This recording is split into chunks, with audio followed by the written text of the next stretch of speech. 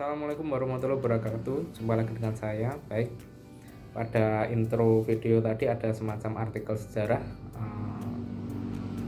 sejarah klasik kerajaan Hindu-Buddha yang di situ ada istilah kata Samgat atau Pamgat. Sering kita jumpai dalam prasasti era klasik kerajaan Hindu-Buddha itu selalu menggunakan atau menyebut kata Samgat atau Pamgat. Banyak sekali terjemahannya.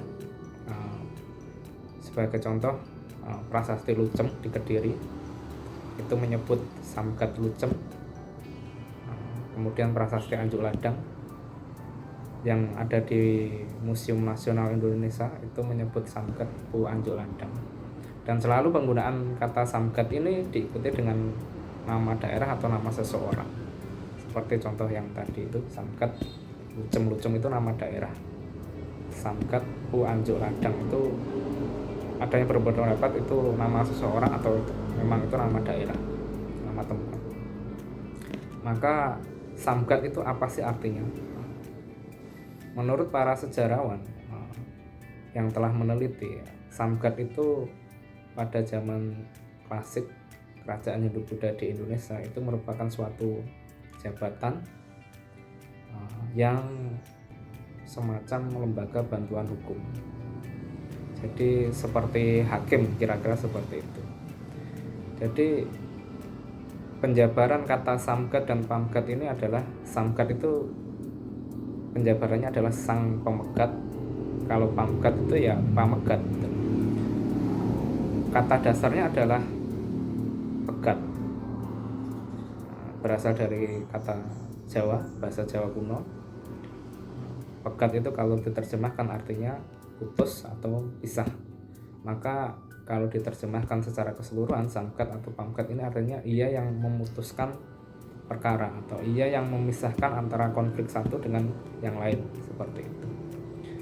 Kemudian penggunaan istilah Samgat ini sudah jarang sekali dijumpai pada era Mataram Islam.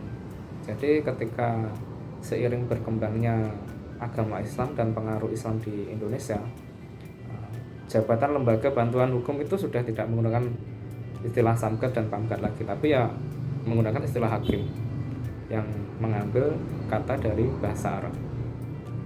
Kemudian kalau kita tilik dari asal kata dasarnya pegat, itu sampai hari ini pun kata pegat itu masih digunakan dalam keseharian lingkungan orang Jawa.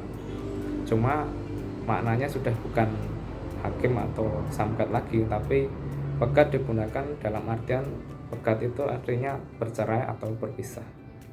Misalnya contoh kalimatnya adalah tonggoku sebelah itu pegatan, artinya tetanggaku sebelah itu bercerai atau berpisah. Jadi seperti itu penggunaan istilah Samgat. Sekali lagi itu berasal dari bahasa Jawa kuno pada era klasik kerajaan Hindu-Buddha yang merupakan sebuah jabatan semisal lembaga bantuan hukum atau hakim.